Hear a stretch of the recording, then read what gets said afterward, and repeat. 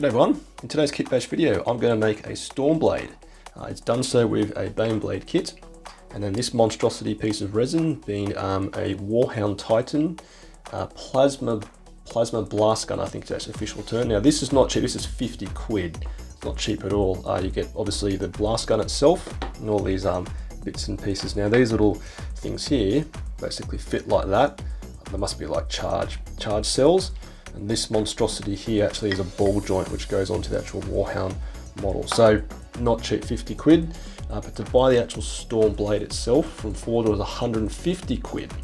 So essentially I'm telling myself I'm saving money by doing it myself.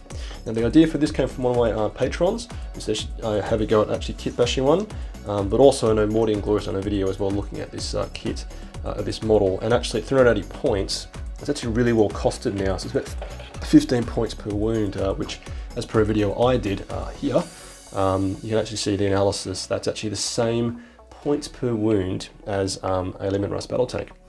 So I'm going to basically show you my ideas and then cut forward to when it's finally done, but we have a bit of a problem already, which is you can just see how massive this thing is.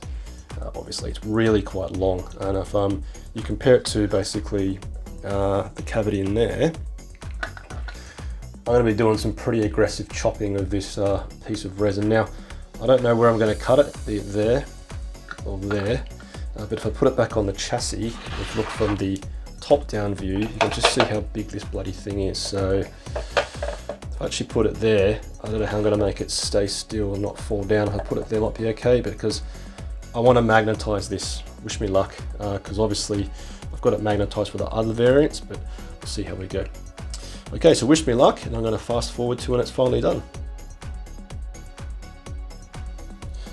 Right, there it is. Surprised myself that I managed to make it fit quite naturally, and even have it magnetized of sorts. I did pretty creative, making it fit and also not tip forward. Also the way it fits isn't perfect, with the Blastgun unfortunately pointing a little to our right, and also the sheer weight of it throws out the magnetized front chassis plates, but overall it isn't too bad. I had to jury rig on some top plates to cover up the ball joint and use the random spare armor plate that comes in the Basilisk and Manticore kit, along with some other plates from the Baneblade kit and an Aquila of course from the tank accessory frame. As to what I had to chop off, I'll show you just how much chopping I did to make this bad boy fit together. Just making it fit lengthwise, I opted to initially cut just behind these three rings, which sees me cutting through the back of the ball joint. Then making it fit widthwise, I had to chop along both sides, at least a further 2 centimeters, cutting inwards by about 5 millimeters. Oh, and don't forget to wear a respirator when doing this type of thing.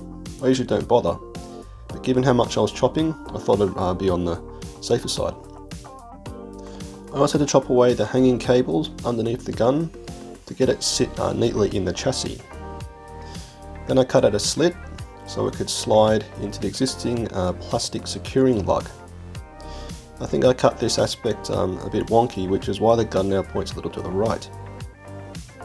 With that chopped out, I then go on to dry fitting again, only to discover I need to cut off more of the underhang so it rests nicely and neatly on the mid chassis plate. From there, I then cover the ball joint with the armor plates. I also had to jam in a lot of green stuff where the ball joint had been before, given I had cut away too much initially. As you can see, I added some magnets in the vain hope of them anchoring to some existing ones I've already got in the plastic chassis. The gun is simply way too heavy, so I've opted for an El Dojo piece of wire that feeds into a hole in the chassis that I drilled through. Finally, to stop it tipping forward, I added the resin ball joint as a counterweight in the chassis, and I used an armor plate to create a new top cover, as the original shows where the gun meets the chassis, and given I couldn't make it fit perfectly, this hides this imperfection. So reflecting back on this, it wasn't actually as challenging as I thought it'd be. There was a lot of chopping of resin and some basic kit bashing with plastic parts, but if you're a relatively experienced hobbyist, you won't find this too much of a challenge. So there you have it, a kit bash Stormblade using a Warhound Titan plasma Blastgun and the plastic Baneblade kit. Looks pretty natural, and it's ready to dish out plenty of flat for plasma def. I can't wait. Patron Platoon, sound off.